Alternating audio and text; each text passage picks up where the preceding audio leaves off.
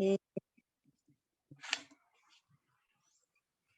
buenas para todos, buenas tardes para todas y todos, y me alegra. Pues hoy voy a compartir con ustedes el tema que se titula Los Nicolaitas y sus obras.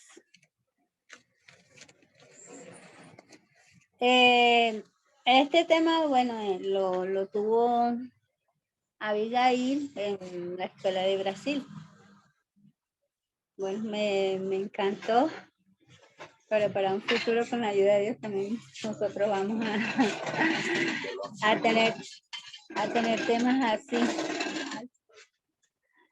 tener temas así.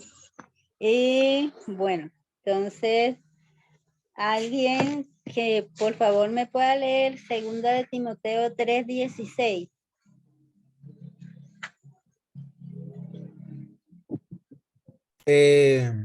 Voy, ya va. No, mala mía, no lo tengo. No la tiene. Alguien que lo tenga. Dame la Biblia, no olvides. Me hace el favor.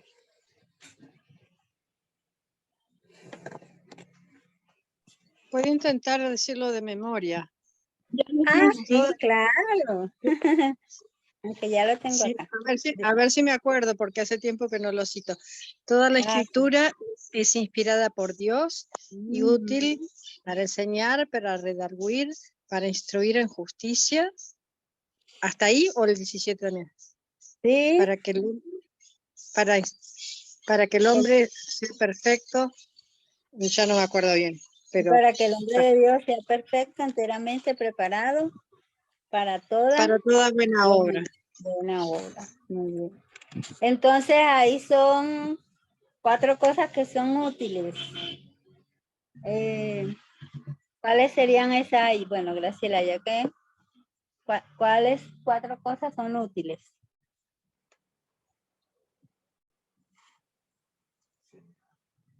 La enseñanza, sí, ¿no? La enseñanza, ¿verdad? No podía abrir el micrófono. Ah, bueno, entonces enseñar, redarguir, reprender e instruir en justicia.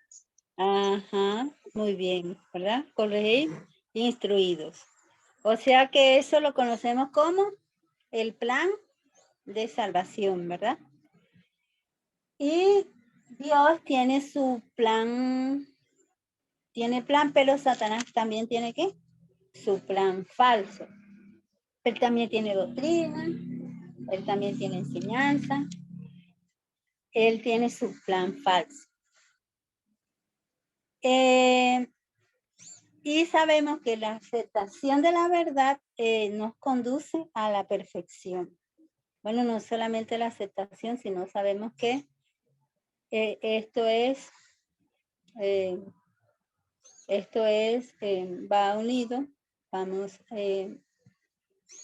nosotros somos enseñados, somos corregidos a través de la palabra, pero nosotros también debemos vivir y también debemos enseñar. Y esa perfección se da en 3 pasos, ¿verdad? Que son en el modelo de la agricultura, o sea, se da en 3 pasos, ¿verdad? Entonces, que son, nosotros ya lo conocemos, que es el arado, que es la lluvia temprana, la lluvia tardía y la cosecha al final. Entonces, sería la enseñanza en 1989, instruidos en justicia en la dispensación del 911, del 2014, preparado para toda buena obra. Y tenemos esa doctrina que nos va a llevar a la perfección. ¿Y cuál es lo última? La última práctica son que el resultado va a ser ¿qué? Buenas obras.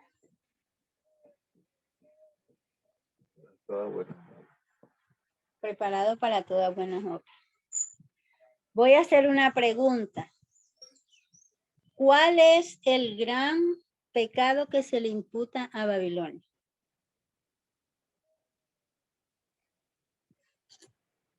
Una pregunta para que el que desee responder pueda responder. Sexismo. Bueno, Yo, yo pensaba diferente porque ajá, cuando en Apocalipsis 17, cuando habla de la destrucción de esa gran ramera que es Babilonia, ujú, dice la razón y dice que es por causa de que comerció con las almas de los hombres. muy bien, César. Y hizo en el conflicto de los siglos, nos dice que hizo beber a todas las naciones del vino de la ira de su fornicación, ¿verdad? ¿Qué tenía ella? La copa de qué? De intoxicación que ella presenta al mundo. O sea, y esa copa representa qué? Las falsas doctrinas.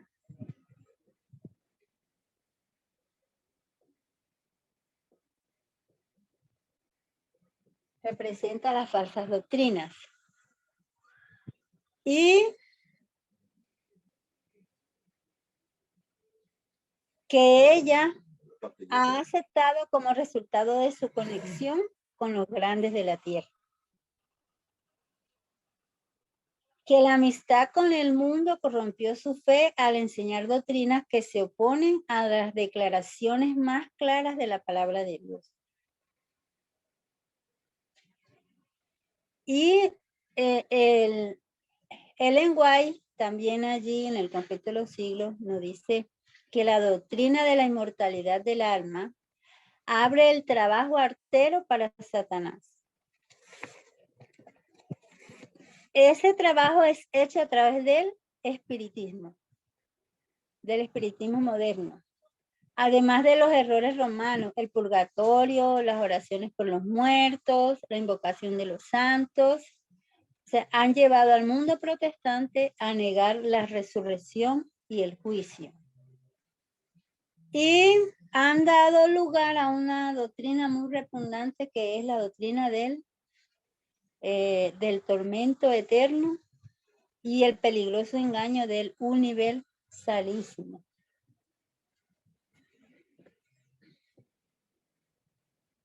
Del universalismo. ¿Alguien de ustedes sabe qué es universalismo? Eso te iba a preguntar, Lili. Ajá, ya les voy a decir. Creo que esa es Supongo la, que... ¿Sí? Dale, César, dale. creo que esa era la doctrina que enseña de que todos los seres humanos se van a terminar salvando. Correcto. Así es. Graciela, ¿vas a hacer otro aporte? No, era eso. Que Ah, suponía que era eso. Bueno. Entonces el universalismo es una corriente religiosa cristiana que se caracteriza por creer en la salvación de todas las personas en virtud de la bondad y el amor infinito de Dios. El universalismo niega la existencia del infierno. Y la más peligrosa y ampliamente sostenida es que la ley de Dios fue abolida en la cruz. Y que el primer día de la semana ahora es un día santo en lugar del sábado. Entonces, todos estos se condensan en tres doctrinas principales que tienen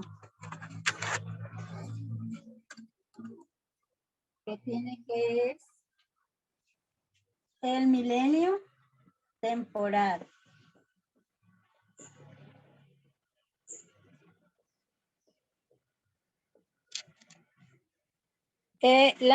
la inmortalidad del alma,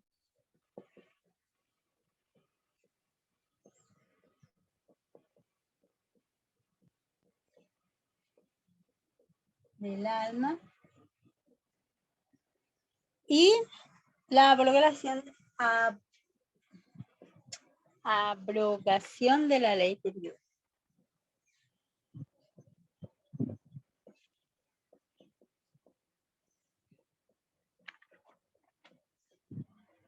De la ley de Dios. Bueno. Nosotros como movimiento, ¿cómo contrarrestamos estas tres doctrinas? El milenio temporal.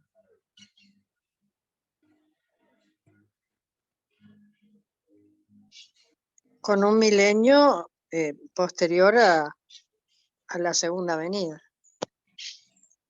Ujú. en el cielo. Sí, eso es cierto, Graciela. Pero entonces, No sé si soy yo en el cielo. contrarrestamos esto, milenio, o sea que este es el error. Y entonces, la verdad es que con el milenio temporal, la fijación de tiempo. ¿Verdad? La inmortalidad del alma.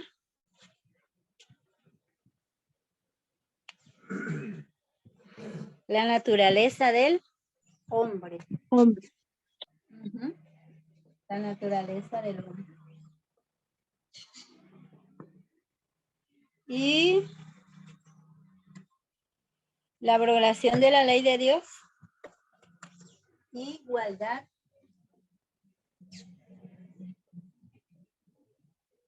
Y el matrimonio. ¿Verdad? Ya. Hay igualdad en el matrimonio. Entonces esas son las tres respuestas que el movimiento da a esas tres doctrinas, lo que Dios a través del movimiento da a esas tres doctrinas falsas, ¿verdad? Perdón, Sí, dime.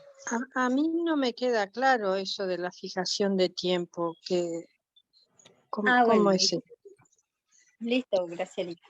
Bueno, tú sabes que la doctrina del milenio temporal sostiene que aquí en esta tierra van a haber 1000 años de paz y de prosperidad, ¿verdad? Pero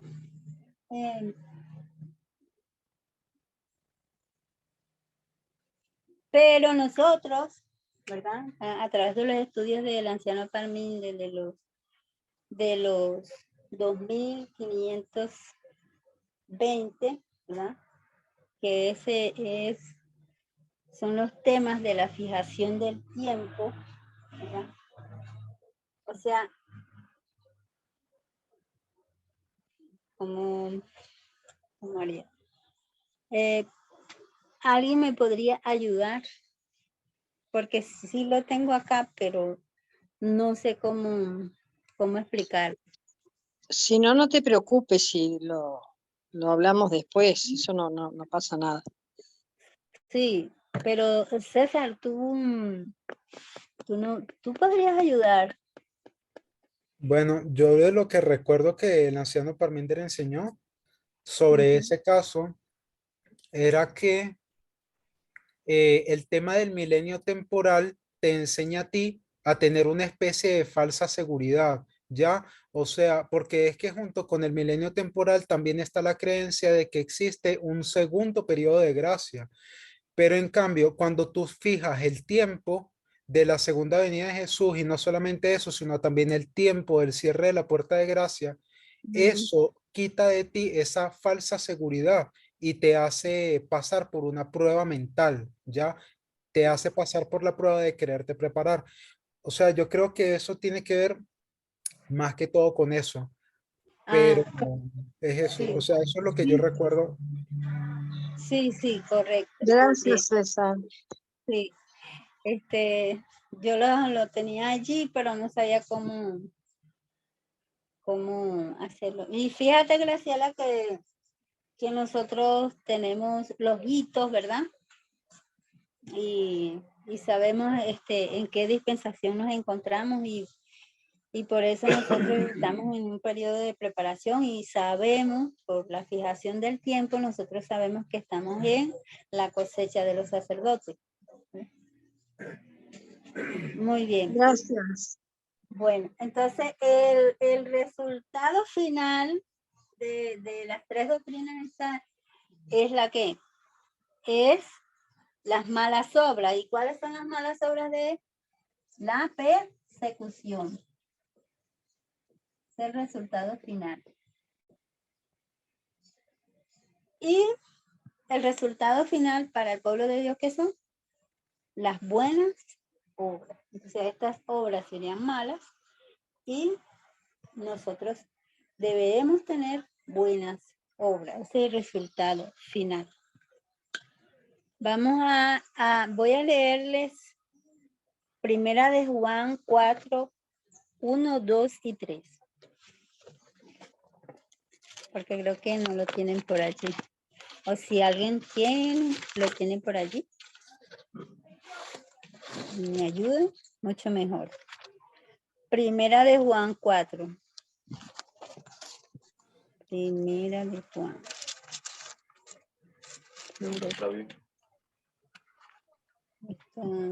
Ya lo estoy buscando, Lili.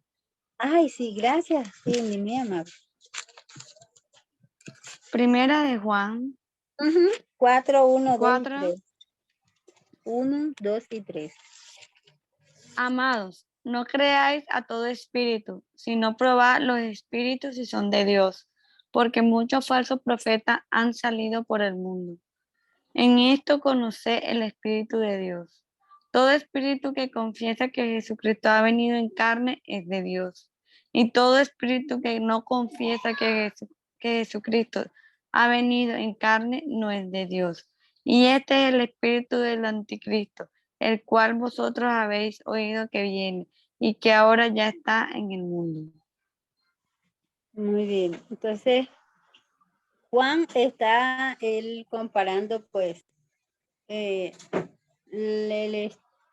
espíritu del anticristo, ¿verdad?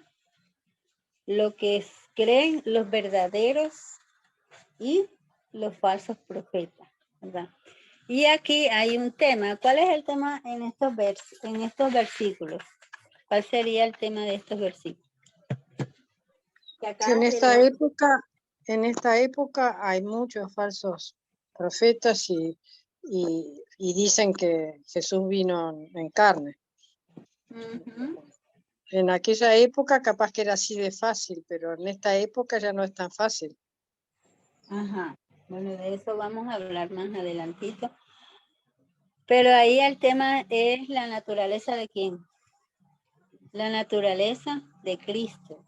Y la naturaleza, nosotros sabemos que el tema de la naturaleza de Cristo, ¿verdad? Y es la naturaleza del hombre, porque nosotros fuimos creados a imagen y semejanza, ¿verdad? Y ese es un tema en el cual, bueno, nosotros nos vamos a centrar en esta tarde, en esa parte, ¿verdad? Entonces, vemos que en este texto Juan nos está advirtiendo sobre la doctrina del anticristo. Y esa doctrina es transmitida a través de ¿qué? De falsos profetas. De falsos profetas. Entonces, Juan se encuentra en la iglesia de Éfeso. Ahí ven bien. Y la iglesia de Éfeso podemos fecharla del año -4 hasta el año 100, ¿verdad? Y en Apocalipsis 2:6, Cindy, ya que tienes la Biblia, ¿me colaboras? Para no hablar yo solita y escuchar tu voz bonita. Dale, sí. ¿Apocalipsis qué? 2:6. Lili, si quieres, yo ya lo tengo. Ah, bueno, está bien. Esa es otra voz linda también. Bueno. Pero tienes esto, que aborreces las obras de los Nicolaitas, los cuales yo también aborrezco. Muy bien. O sea, tienes unas características redimibles, ¿verdad? Que ellos aborrecen las obras de los Nicolaitas. Nicolaita, como su nombre lo indica, ¿verdad? Nicolás, viene de Nicolás, ¿verdad? Viene del griego Nikan, que significa conquistar, y Laos, que significa pueblo, ¿verdad? Entonces, es una secta que proviene de Nicolás, prosélito de Antioquía, que es uno de los 7 diáconos que junto con Esteban y los demás fueron ordenados por Pedro. Eso está en Hechos 6:5. Este Nicolás apostató de la fe, ¿verdad?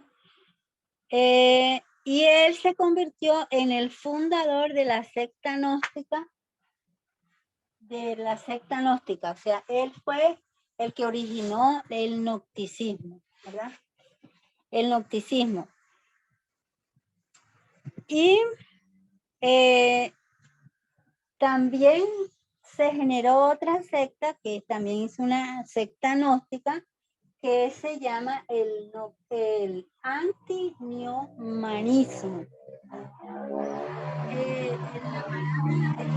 Antineomanismo está compuesta, ¿verdad?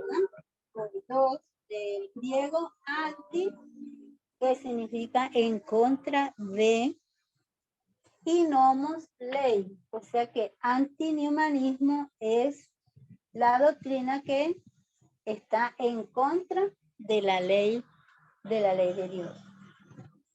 Y además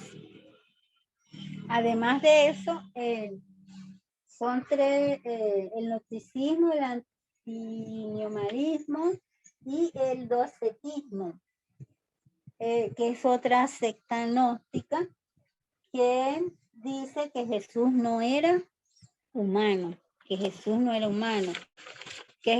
era así como un fantasma, ¿verdad?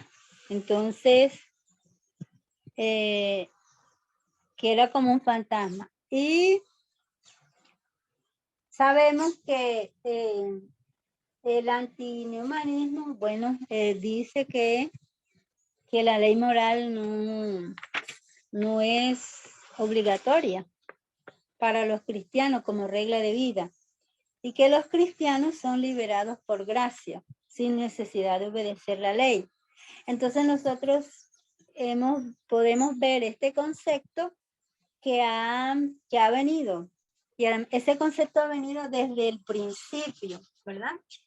Y este gnosticismo plagó la iglesia de Éfeso y continuó, pues eso en una línea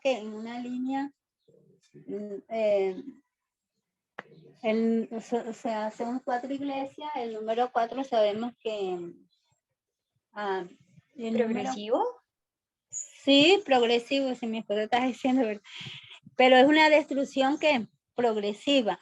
O sea, esta conquista, ese nombre de Nicolás, que es conquistar al pueblo, esa doctrina gnóstica conquistó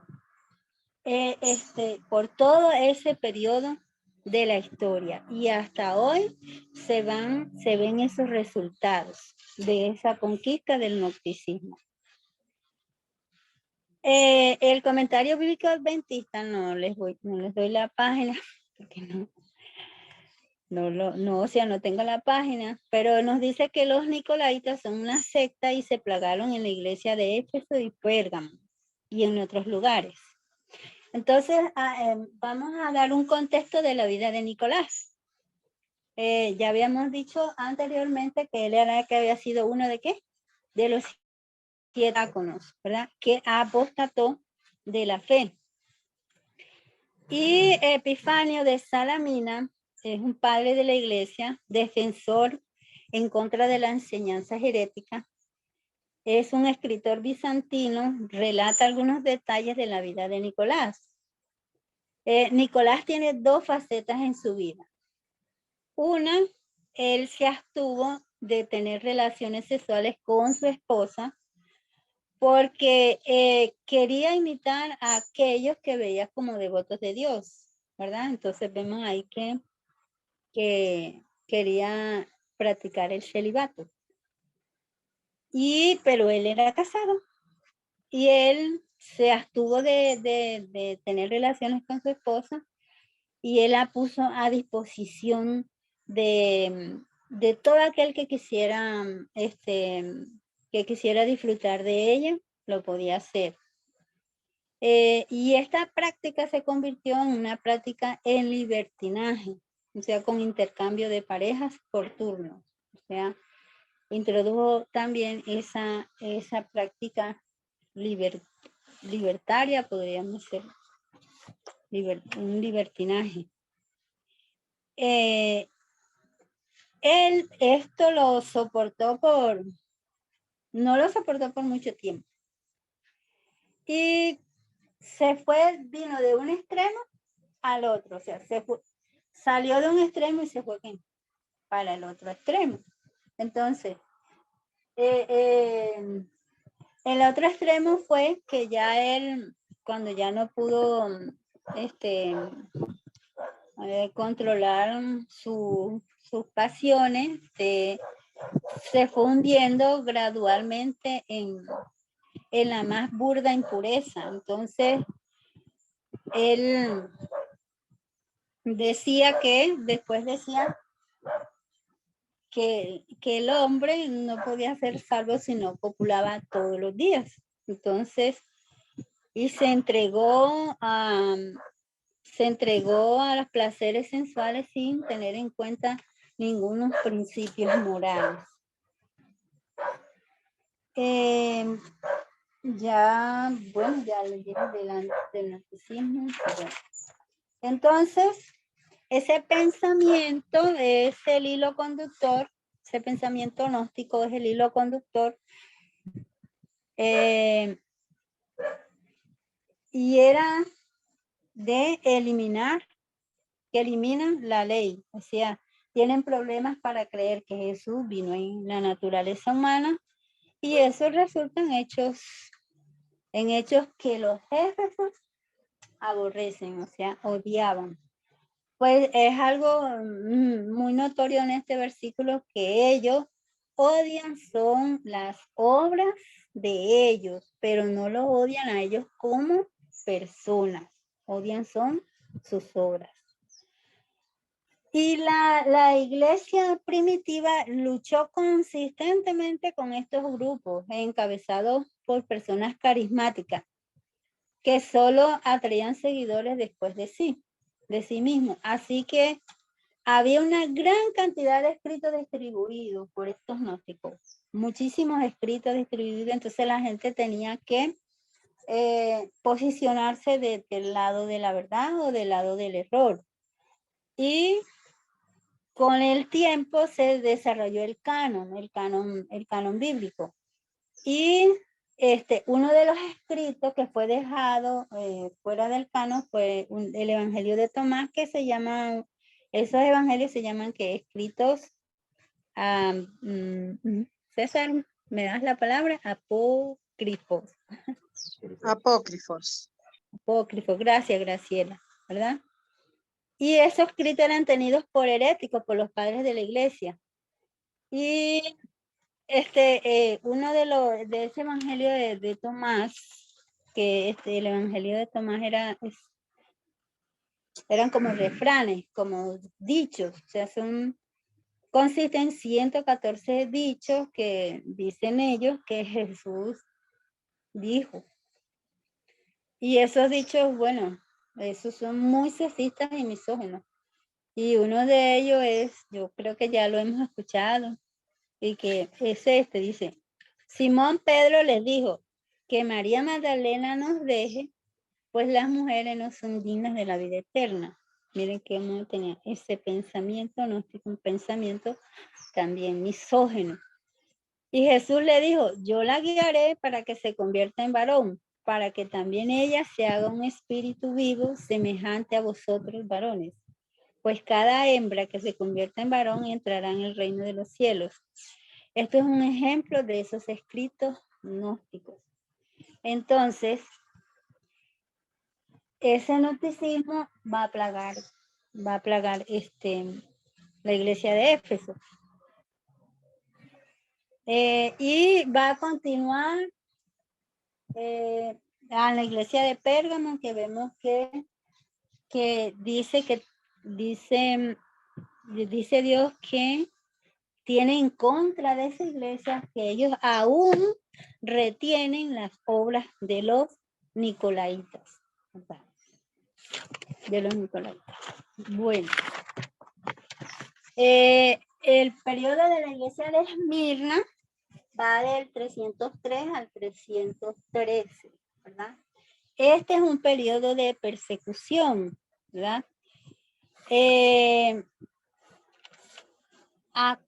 Para acá ya no hay un liderazgo, en este momento no hay un liderazgo, hay muchos grupos y hay muchas iglesias con muchos líderes y todos ellos están luchando contra los herejes, o sea, estaban luchando. Y en este tiempo fue un tiempo de persecución. El que estaba persiguiendo era el emperador Diocleciano. Y él no perseguía solamente a los cristianos. Primero vino la persecución de estos grupos gnósticos y después vino la persecución de los cristianos. Y hay un punto en el 312, bueno, alguien me diga qué pasó en el 312.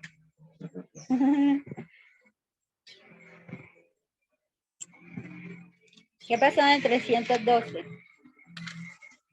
Hagamos memoria, ayúdenme. Por ahí fue donde fue Constantino el que hizo el cambio del sábado al domingo, por ahí. Exactamente. Aquí en el 312, Constantino se convierte al cristianismo, ¿verdad? En el contexto de una guerra civil llamada Guerra de las Tetrarquías, ¿verdad?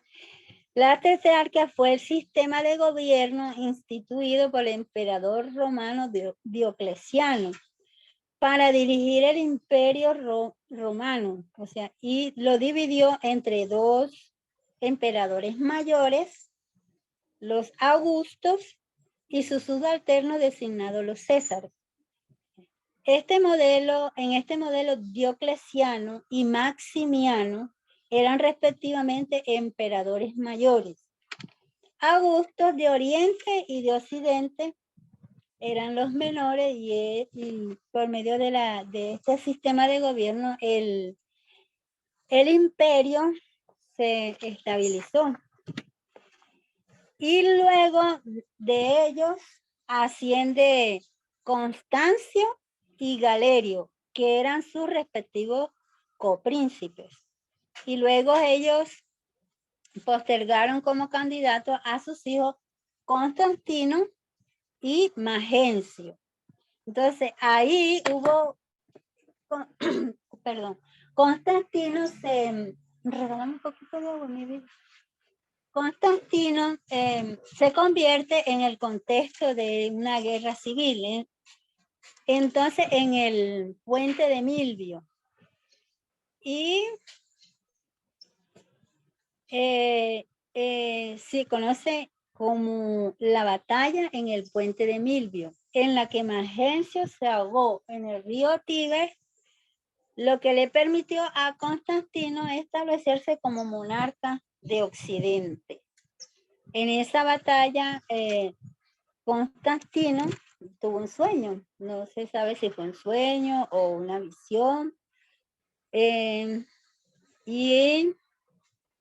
a través de ese sueño y de esa visión cesan las persecuciones a los cristianos.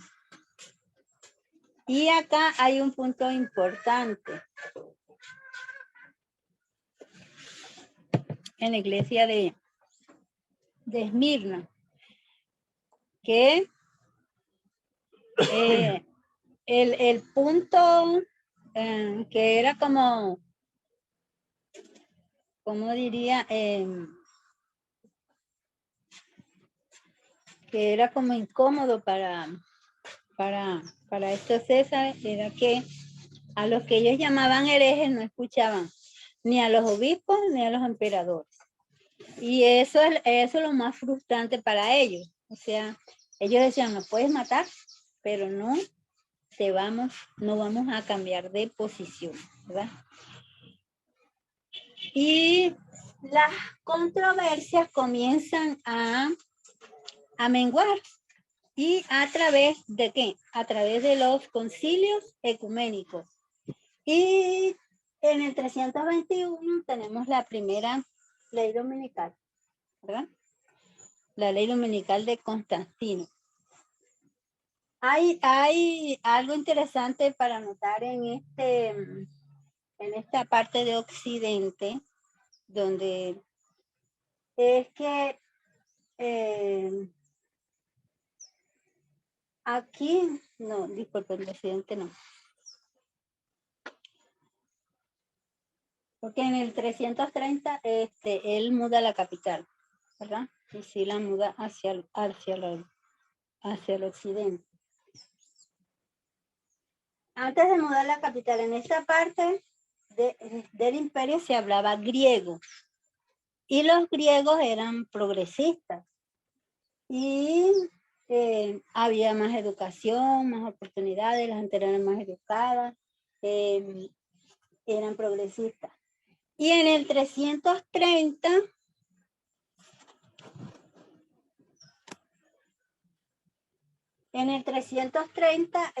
él muda la capital y ya acá no son progresistas, son conservadores. Y de esta parte del imperio hablaban latín.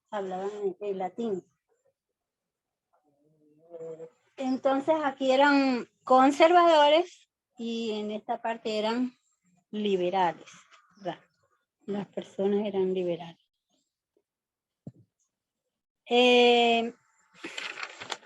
Ahora, vemos que como él muda la capital hacia occidente, el imperio ¿qué? Va a declinar. O sea, la capital de Nicia, que estaba en Turquía. En este punto geográfico, ¿verdad? Entonces vemos que va a menguar. A menguar allí. Bueno. En el año 354, aquí están viendo. ¿Sí? ¿Están observando ahí? Sí. En el año 354 aparece un personaje, que es un personaje clave, ¿verdad? En esta historia de la iglesia de Pérgamo. Y es un personaje que se llamaba Agustín de Hipona. Agustín de Hipona se recibe su nombre así porque él era obispo de la ciudad de Hipona, pero él no era de Hipona, él era de Agasta. Y Agustín de Hipona, él escribe 2 libros. Un libro que se llama Confesiones y otro libro que se llama La ciudad de Dios. En estos 2 libros, él desarrolla 2 doctrinas. Él lo hace a través de 2 experiencias que él tuvo, ¿verdad? Él a la edad de 16 años va con su papá, con su padre, a uno de los baños allá en Roma. Y cuando él va a hacer su micción, él nota que su miembro, su pene, se erecta así, y eso le causó a él asombro. Se asombró por eso muchísimo. Y tanto que se asombró que eso permeó su mente, eso estuvo en su mente toda la vida. Eso es una lucha, una batalla, que él no podía explicar ese fenómeno que había pasado en eso, en esa parte de su cuerpo. Y su padre se alegra, pero su madre no se alegra mucho, ¿verdad? No se alegra, ella ve eso con una gran preocupación, ¿verdad? Y también relata la historia de que él se encontraba con unos amigos, iban un grupo de jóvenes, como era hoy en día, bueno, iban un grupo de jóvenes con amigos. De pronto, pues ellos ven un sembrado de peras en un patio ajeno, un terreno ajeno, y se les dio por montarse, saltar la pared y agarrar las peras. Agarraron esas peras, pero ellos con esas peras no se las comieron, sino que cogieron las peras y las botaron. Y las botaron, esas peras. Entonces eso le causó a él que ¿por qué hice yo ese mal? Si yo no teníamos hambre, no, ¿por qué hicimos eso? O sea, él le buscaba una razón de ser a esa acción, ¿verdad? ¿Por qué tenía esa acción? Entonces, él después, con el tiempo, él se une a una secta gnóstica llamada los maniqueos, los cuales creen que la materia, o sea, el cuerpo, es el mal y que el espíritu es el bien. Él se une a eso. ¿Vamos bien? Yo tengo dos preguntas. La Ajá, primera era que no me quedó claro qué fue lo que pasó. O sea, es que estoy aquí como anotando, pero no me da ajá, tiempo. dime. Pues. Y la primera es esa, la de ¿qué fue lo Ajá, que pasó con lo de la esposa? El que, ajá, sí. Nicolás era casado, ¿verdad? Y él fue el creador de esa secta gnóstica, ¿verdad? Y él entregó su esposa para que otros disfrutaran porque él quería ser como un padre devoto, un devoto, como un monje, ¿ya? Como un monje porque veía el celibato como una parte de su salvación. ok, ya. Pero eso no es como ser un proxeneta. O sea, como prostituir a la esposa, algo así. Y él ganar por eso. Eso estaba pensando yo. Sí. No, bueno, este, no lo veo así, pero No, él como, no era por dinero, pero en realidad la prostituyó terriblemente, pobrecita. claro, Este, sí, ¿y por qué? Por la falsa doctrina. Nosotros sabemos que el gnosticismo es una doctrina que el sexo, las relaciones sexuales, eso es algo muy, ellos lo ven como algo pecaminoso. Bueno, ahorita más adelante vamos a explicar esa parte, esa parte. Bueno, entonces, después estamos dando el contexto de esa historia para que vemos cómo ese pensamiento fue, permeó realmente las iglesias del mundo. Y él luego se une, o sea, mire cómo va por paso, ¿no? Primero, él se une a la secta gnóstica llamada los maniqueos.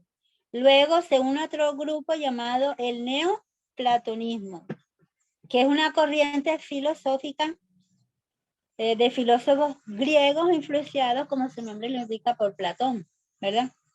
¿Y qué creían ellos? ¿Qué creía Platón? Creían en un orden racional del mundo o conocimiento universal.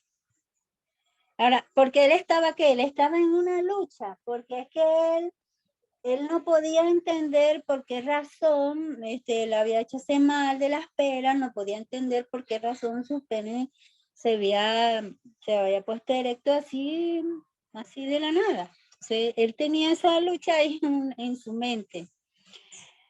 Y por último ya lo último dijo, bueno, me voy a convertir al cristianismo. Ya por último, Agustín de Hipona, se convierte al cristianismo.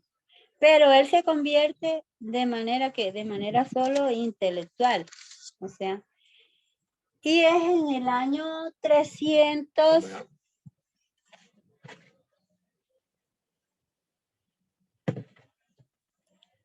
En el año 397 escribe este libro. Confesiones, donde describe las experiencias de los baños y el robo de las peras, como ya lo había dicho antes. Y en el libro La ciudad de Dios fue en el 426. ¿Sí? 426. Al final él da una respuesta a esas dos experiencias. Y él está así, como dice, estaba luchando porque pecó, porque hizo este mal y desarrolló aquí la doctrina del pecado original. Entonces, del pecado original. Él va a llamar a su pecado, a ese pecado lo va a llamar concupiscencia.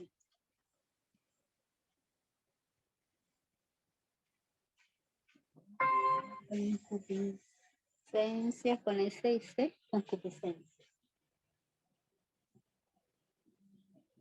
Lo va a llamar concupiscencia. Y la palabra concupiscencia viene del verbo latino que significa con y deseo. En el deseo pues un anhelo ardiente, usualmente sensual. Y en el cristianismo, particularmente en la teología católica luterana. Entonces, la concupiscencia es la tendencia de los humanos a pecar. Eso es lo que él dice allí en ese libro, ¿verdad? Esa es la explicación que él le da a ese suceso que él tuvo en los baños, esa experiencia. Y más nosotros sabemos, ¿verdad?, que en nuestra naturaleza humana nosotros tenemos esas emociones. Obviamente deben estar, ¿qué? Sujetas al razonamiento y al senso moral. Pero no las puede suprimir, ellos están allí y son parte de nuestras pasiones bajas.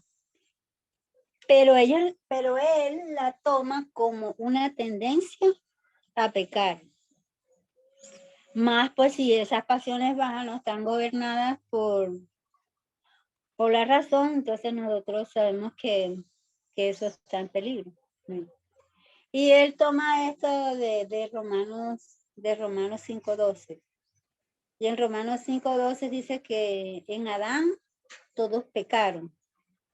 Todos han pecado, ¿verdad? En Adán.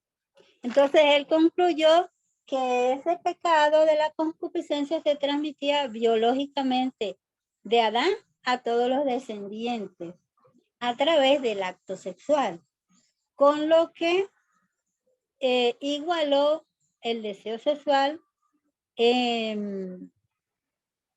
con el pecado.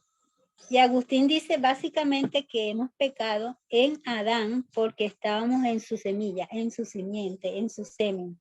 Entonces, por lo tanto, el pecado fue pasando así, ¿verdad? Entonces, lo que Agustín de Hipona explica es que Adán y Eva pecaron a través de la reproducción sexual. Crearon la naturaleza humana donde nacemos no solo con la culpa del pecado de Adán, sino que somos el pecado mismo, ¿verdad? Ya que nacemos no solo como una tendencia pecaminosa, sino que nuestro cuerpo es una masa de pecado, ¿verdad? Una masa de pecado. Entonces, y otra cita que él usa es Salmo 55, sí, perdón, 51:5, ¿verdad? Que dice que he aquí en maldad he sido formado y en pecado me concibió mi madre. Entonces él toma ese verso y lo aplica así literalmente como para justificar su teoría. Ahora, ¿cómo él va a decir que somos pecadores desde el vientre materno? O sea, que recibió su pecado desde la concepción. Entonces, ¿cómo lo explicaríamos nosotros? O sea, ¿cómo explicaríamos nosotros ese versículo de Salmo 51:5? Alguien que me pueda echar una manita. Si no puede, yo lo hago.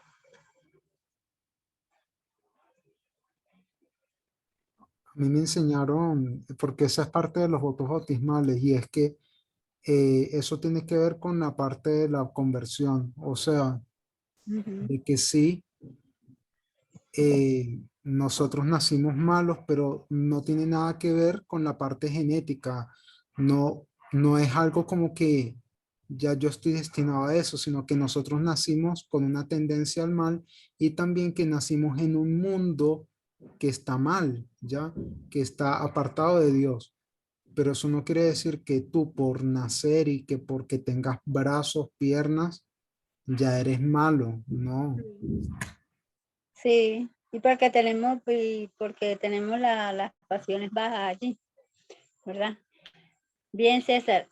En el contexto de la cita de Salmo 51:5, el contexto de esa cita es el contexto del pecado de ¿quién? De David. Porque David había pecado con Betsabé, ¿verdad? Recordemos eso, el pecado de Betsabé, ¿verdad? Entonces, en 2 Samuel 12, Natán, del 1 al 3, dice, Natán reprende a David. Lo vamos a leer. 2 Samuel 12, del 1 al 3. 2 Samuel 12, del 1 al 3. Si alguien me gana de manito, mejor. Lo voy a buscar primero que yo. Ya la encontré. 2 Samuel 12, del 1 al 3.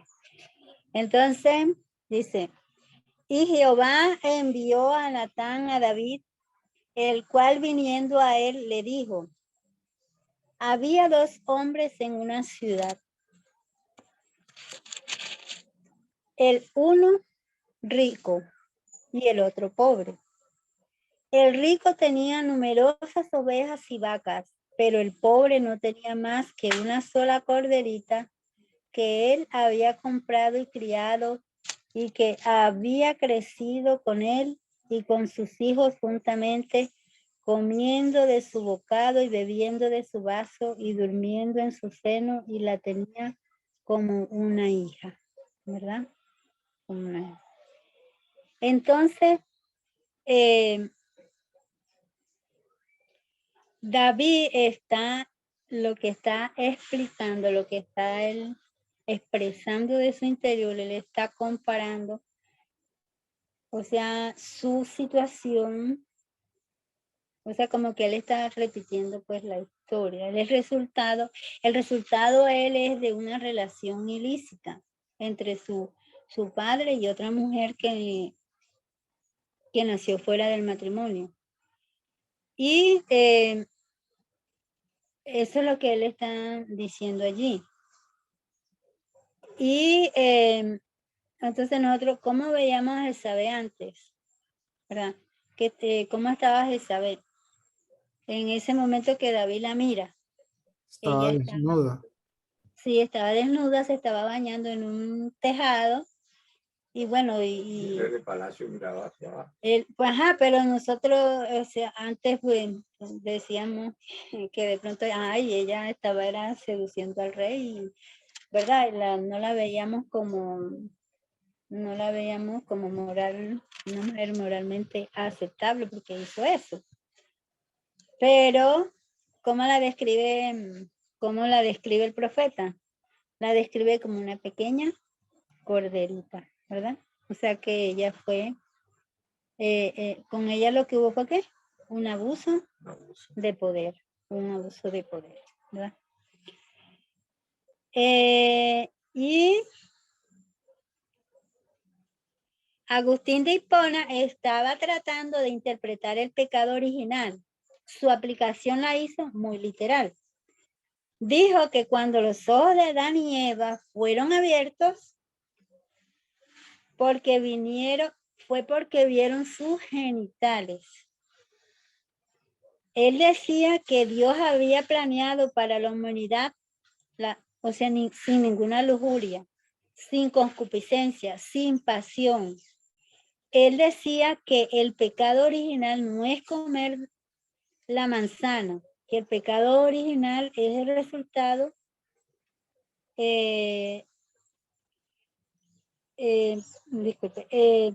repito, sin ninguna lujuria, sin concupiscencia, sin pasión. Él decía que el pecado original no es comer la manzana, es el resultado de comer la manzana. Él dice que la procreación en sí no es mala, malo es la lujuria a la hora de procrear, ¿verdad? Yo recuerdo que yo fui, como antes, mi mamá era católica y ella me llevaba a la iglesia y cuando yo hice mi primera comunión y el catecismo, bueno, veíamos en ese catecismo dibujitos a una mujer representando a Eva y en su parte genital había una manzana. Sí, y también nos decían eso, ¿verdad? Que ese era el pecado original, ¿verdad? Y cómo, entonces miren, vemos cómo eso ha ido pasando de que de siglo en siglo, de generación en generación, son cosas que están allí y que continúan allí. Entonces, alguien dijo que eso era como una enfermedad de transmisión sexual. Y que todos los hombres nacen con su voluntad, su mente, su cuerpo corrompidos. Por lo tanto, merecen la dureza de Dios. La doctrina del pecado original no fue aceptada rápidamente. Fue algo que se desarrolló con el tiempo, paulatinamente. Pero también esta doctrina tenía sus contrapartes, tenían personas que no la aceptaban y que sí creían que el hombre nace con su libre albedrío y que Dios lo creó así y que no nacemos malvados, que nacemos con la capacidad dada por Dios para tomar nuestras propias decisiones. En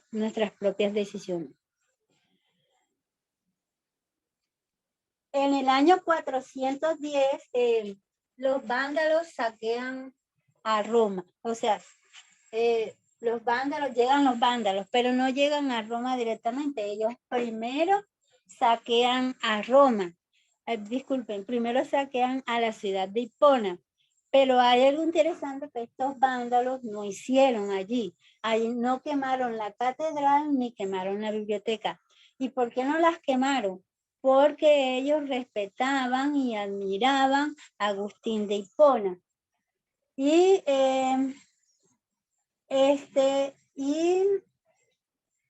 Pero Agustín de Hipona muere en este saqueo.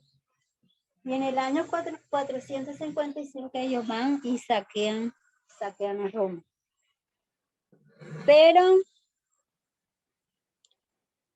Pero como ellos tenían un emperador cristiano, ¿verdad? Que era Constantino, ¿verdad? Entonces ellos se preguntaban, decía, bueno, tenemos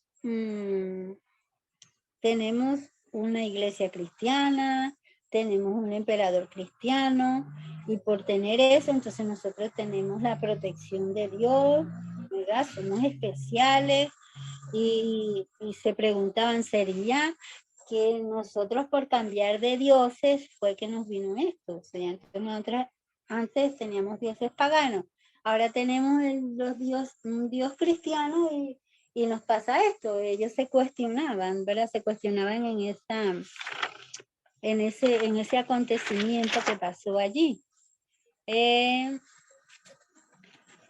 Entonces, él dice, bueno, este libro no fue escrito así de un solo, ¿no?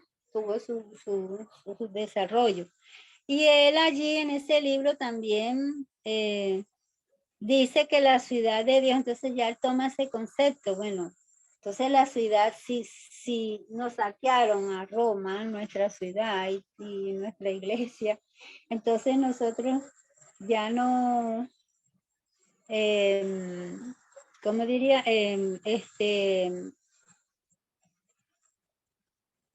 La ciudad de Dios ya no es literal, sino que es espiritual. Entonces, es espiritual. Y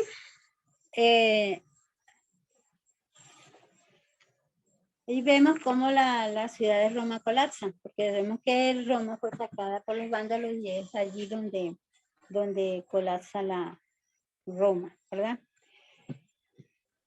Y en ese contexto, bueno, dice, disculpen, creo que le di un dato mal.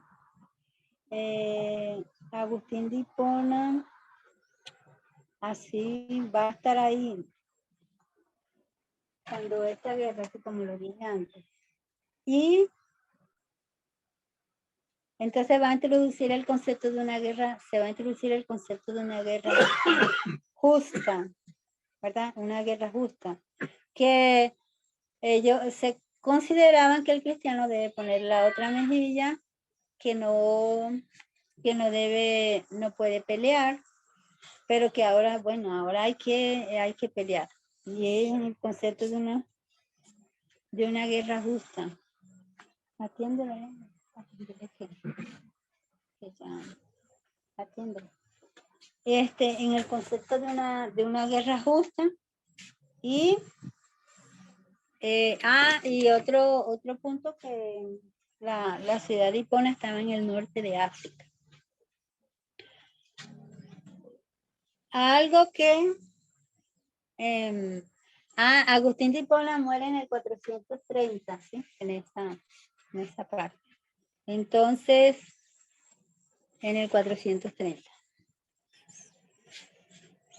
Bueno. Bueno, entonces, allí él tiene allí él tiene un problema, ¿verdad?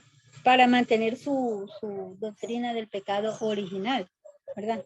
Entonces, ¿cómo hace con Jesús? ¿Verdad? Si Jesús,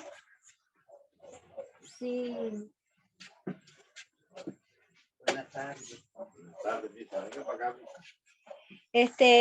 Él va a tener problemas porque, Jesús no tiene pecado, Jesús vino sin pecado. Entonces, si él decía que todos nacemos pecadores y Jesús nace de María, entonces ¿cómo va a solucionar eso? Entonces él lo que introduce es el concepto de la Inmaculada Concepción. Inmaculada Concepción. Bueno, no tengo ahí donde escribir. La Inmaculada Concepción.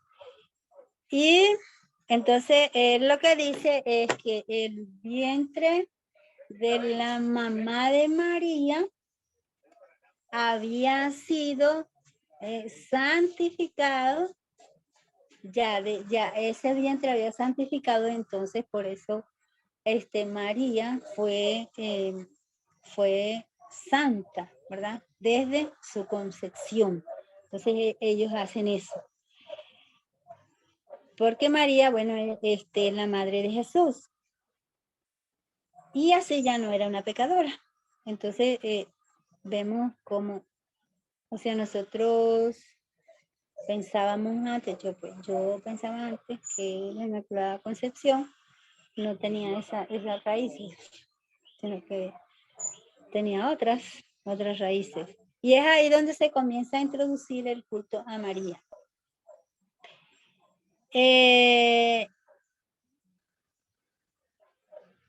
En contraste con esa doctrina, ya estamos terminando, ¿verdad? Del pecado original que tenía Agustín de Hipona, él enseña que no enseñaba y que no eres capaz, que estás inmerso en el pecado, que tanto tu intelecto, tus capacidades hacen que tú no puedas tomar decisiones. Estás invadido e invadida en el pecado y esa concupiscencia, y en esa concupiscencia no somos capaces de tomar decisiones correctas. Entonces, llega eso y entonces, ¿cuál es la solución entonces? Entonces debe haber una solución. Él da una solución a ese,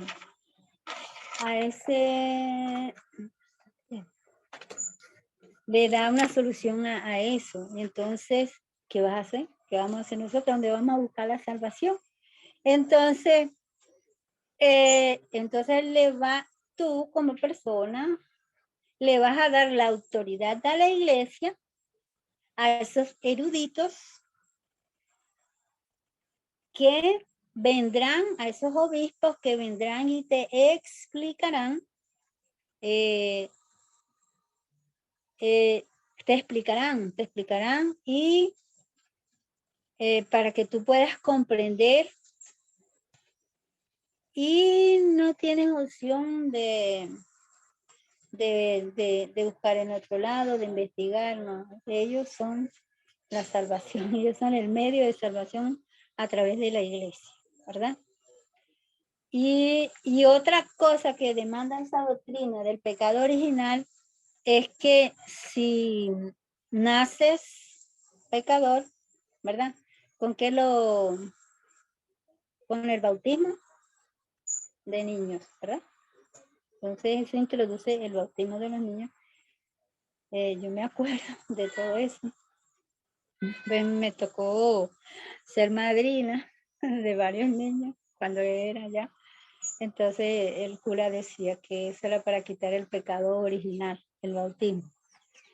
Entonces, eso demanda el bautismo infantil. Y bueno, y si tienes mala suerte y mueres, entonces tu única opción es ir al infierno, ¿verdad? A ir al infierno. Vamos ya al periodo de Tiatira. Entonces nosotros vimos que en este periodo, un periodo de persecución, ¿verdad? Acá cesa la persecución, pero se siguen reteniendo esas obras y como resultado, nuevamente, ¿qué? Es la persecución en el periodo de Tiatira, del 538 a 1798, y que tengo contra ti que toleras a esa mujer llamada Jezabel, ¿verdad? Y otro dato interesante es que Martín Lutero era un monje agustiniano. Y además también Juan Calvino. Ellos estaban influenciados por esta doctrina de Agustín de Hipona, ¿verdad? Y ellos nunca dejaron de lado esa teología. Ellos lucharon contra la indulgencia de la iglesia establecida, pero siempre tuvieron a Agustín en gran estima. Y otra cosa que sale de esta doctrina es la predestinación, ¿verdad? Que Dios es un Dios omnisciente, que todo lo sabe quién se pierde, quién se salva. Entonces, hay unos elegidos y hay unos elegidos visibles. ¿Y quiénes son esos elegidos visibles? Como los Amis, sí, como los Amis y los puritanos, ¿verdad? Esos son los elegidos visibles. Pero los invisibles, entonces no tienes que traer tanto como pueda a la iglesia para que puedan ser salvos, ¿verdad? Muchísimo. Y si hay uno que no se salva, bueno, si este que entró no se salva, se pueden salvar sus hijos, sus nietos, porque ellos pueden adoptar la religión, ¿verdad? La religión. Y otro elemento que introduce es que desarrolla la idea de conversiones forzadas. Así que la iglesia termina como un poder perseguidor durante los 1260 años. ¿Por qué? Porque ellos estaban tratando de salvar a la gente. Y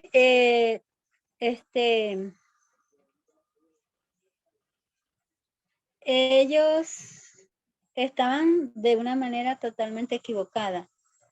Pero antes yo tenía ese lente, un lente puesto equivocado, porque yo decía que la Inquisición y toda esta persecución que hubo en este periodo, yo decía que bueno, que fueron cosas que ellos planearon en secreto para hacerle el mal, para matar a los cristianos. No, no solamente murieron personas cristianas, todo aquel que no creía como ellos pensaban, no, era ejecutado. O sea, era una amenaza para ellos, ¿verdad? Entonces, de esa manera, pues, veíamos la persecución. Entonces, vemos que el gnosticismo se convierte en esa corriente principal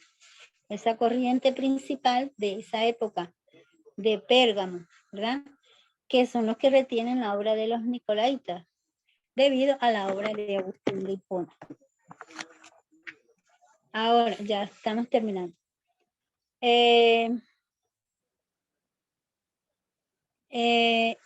Las tres iglesias principales de este periodo, cuando pensamos en las hijas de Babilonia, son gemelas del calvinismo y del luteranismo. Si ven tres iglesias principales que luchaban, que es el catolicismo, el calvinismo y el luteranismo. Y todas las iglesias protestantes vienen de allí, de esas tres iglesias principales. Hemos estudiado de antes que lo personal es político, ¿verdad? Y lo político es profético. Y lo personal es profético. Lo que se ha ido presentando a lo largo de este mundo, o sea, cuando pensamos en la América protestante, es una batalla entre liberales y conservadores, ¿verdad? que tienen sus raíces en esta doctrina, la doctrina de Agustín de Hipona. ¿Por qué? Porque los liberales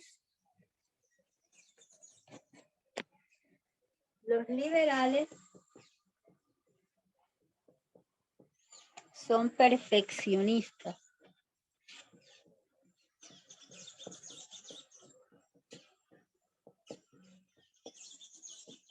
Son perfeccionistas. Creen que el hombre se puede perfeccionar a través de la educación, ¿verdad?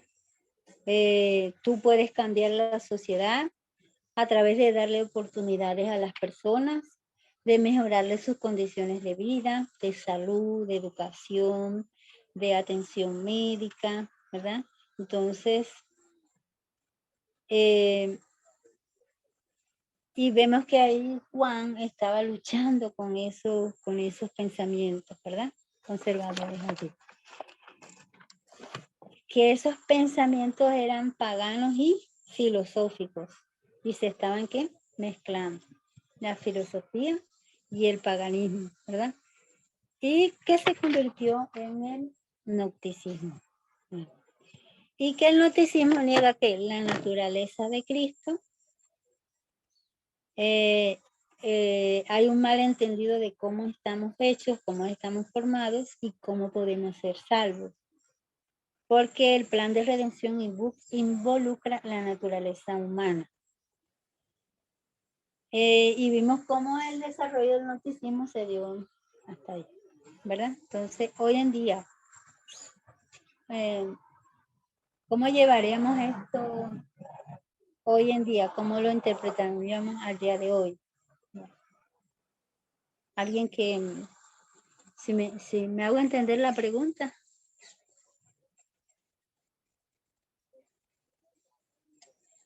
O sea, en el día de hoy, ¿cómo veríamos esa conquista? ¿Cómo se ve eso? Yo lo puedo ver en ese pensamiento libertario, ¿verdad? Los libertarios, ¿verdad? Ellos, la postura de ellos es que no, ¿verdad? Es que no debe haber gobierno, sino que cada quien puede hacer lo que quiere, ¿verdad? Entonces están en contra, ¿son qué? Antiley, ¿verdad? Son antiley. Están en contra de la ley del gobierno. Entonces, bueno, si hay alguien que aporte un poquito más, que si hacemos un resumen, o ya quedó todo allí. Entonces, ustedes me dicen.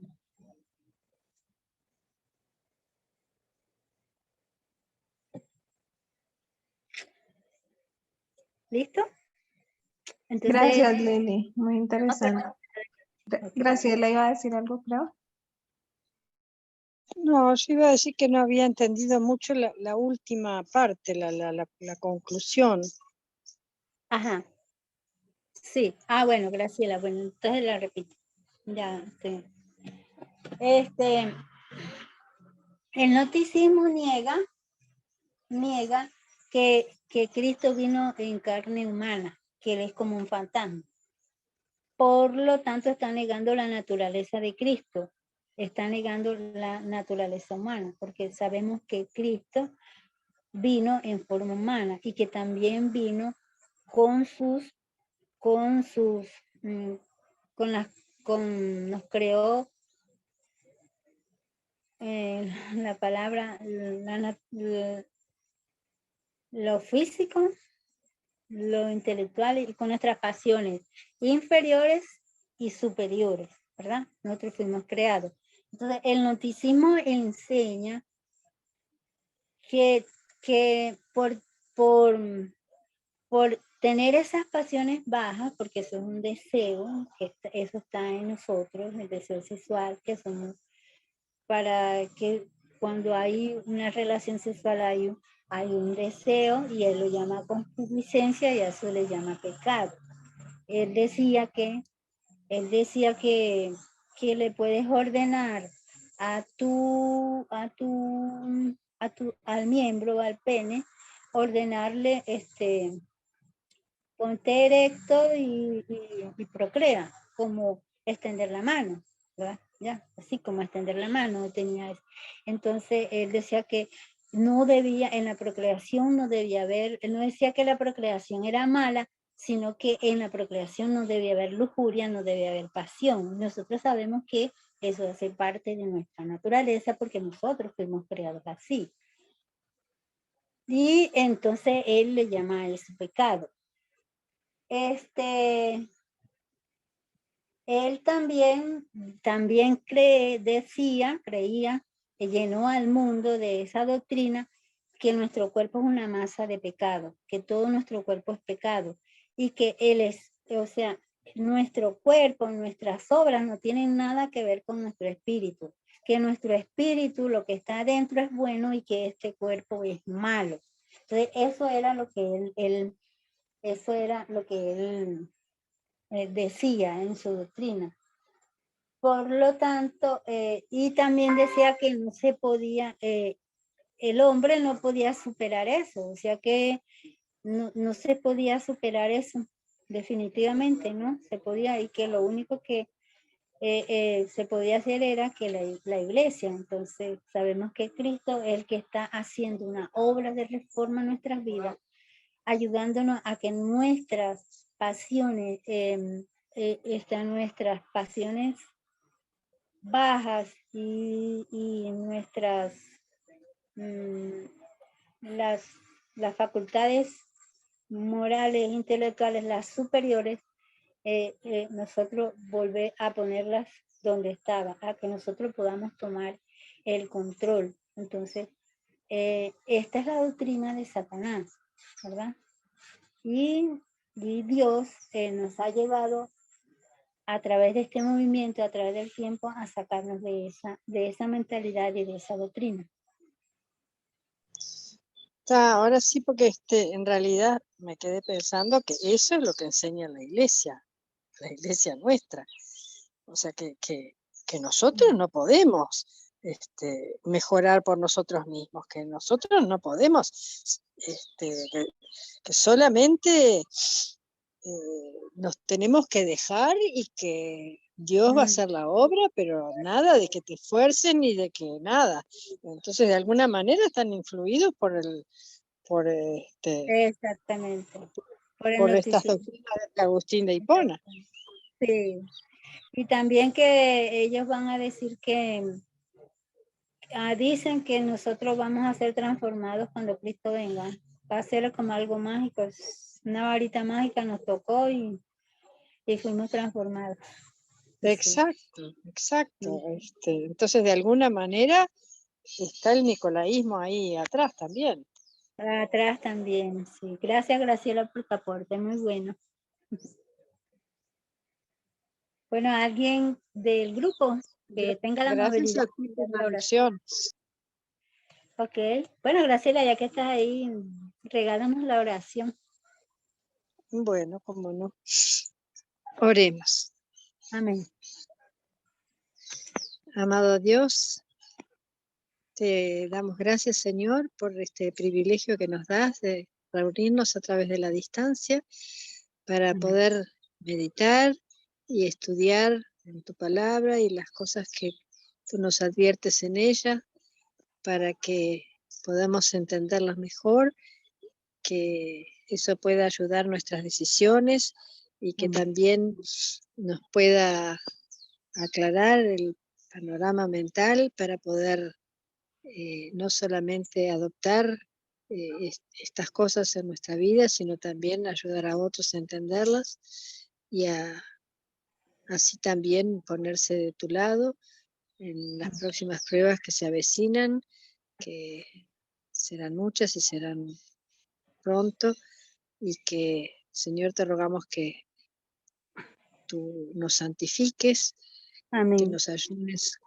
ayudes a ser cada día más semejantes a ti y que podamos, Señor, estar de pie junto con nuestros amados, con nuestras familias, el día que tú regreses a buscarlos. Amén. sabemos que no lo merecemos, pero lo pedimos humildemente en el nombre de Jesús. Amén. Amén. Amén. Amén.